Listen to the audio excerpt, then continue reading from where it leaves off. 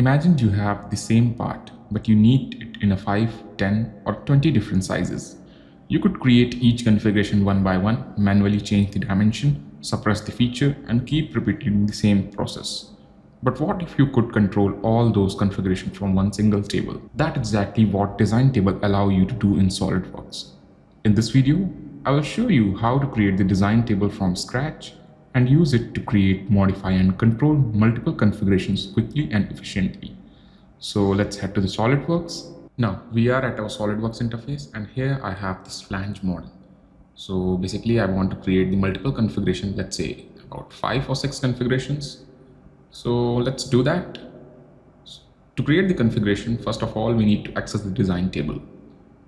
Now, click on this insert option and go to the tables, and then click on this Excel design table.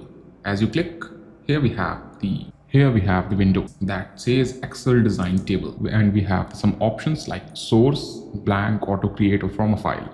So you can create the blank design table, you can create the automatic design table. Like if you click on this automatic and click on the green tick, then the design table that will be created will import your dimensions from your model. And if you have some file, then you can, the last option. Now, edit control. So always allow model to edit. So if you want your model to be edit after creating configuration, then you can click on this. Otherwise, you can click on this block option. And then we have the options like new parameters, new configurations, so keep it as a default. Then simply click on the green tick. And here we have the design table popped up in our SOLIDWORKS interface, and the small window having the dimensions that are imported from this model. As you can observe, we have the several dimensions like the cut width, height, base clearance, flange, top height. So basically I want to create the configuration by varying the length and the height of this flange. So I'm going to select those two dimensions only. So first let's select this flange length, and then let's select the flange height and click on the OK button. So as we click on the OK, these dimensions are important in the design table, as you can observe. So this is our default model, so the name default is there. And if I click down and enter any value, let's say I want to create configuration f2.1. And in the dimensions, let's say enter 130, and in the flange height, enter 120. In a similar way, let's create the other configuration f2.2, and in the flange length, enter 200, and in flange height, enter 150. Now third configuration f2.3, let's enter 170 in the flange length and 105 in the flange height. In a similar way, the fourth configuration, flange 2.4, in the flange length, enter 90.45, and in the flange height, let's enter 100. Then the last configuration that I'm going to create is flange 2.5.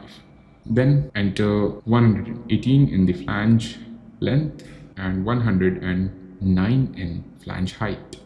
So these configurations I have created, like the 5 configurations excluding the default one. So after that, if I click outside on this design table, you can observe it's updated, and the pop-up message appears. The design table generated the following configurations. Just simply click on the OK after verifying the configurations.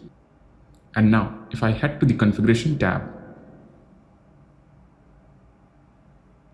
here we have the configurations, and if I double click on it, so we can switch between them, and you can observe the preview how they are created. So this way you can create the configurations very easily using the design table without manually editing each and every dimensions one by one. And now let's observe this sketch. So here we have the dimensions that are in pink color that we varied using the design table. So if I change this dimension from 130 to 125, and click on the green tick. Now exit this sketch, and this dimension has been automatically updated to that design table. So to verify that, go to the configuration, then from the tables, click on this edit.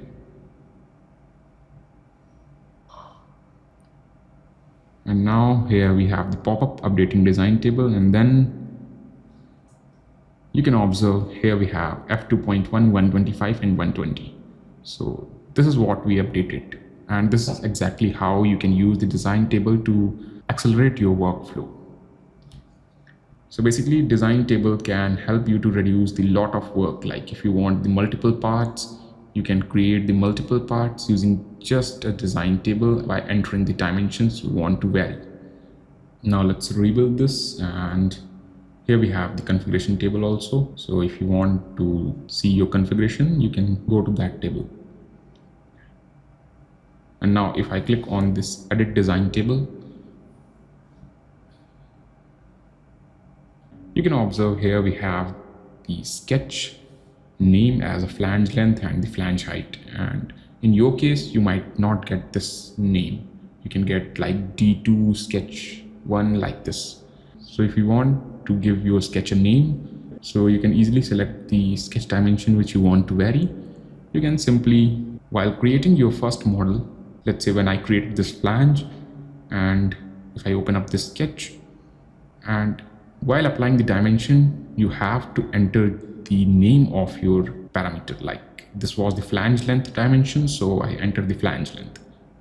By doing that, you can easily get the dimension name while applying it in your design table. So this was how you can use the design table, and see you again with some another amazing topic on SolidWorks.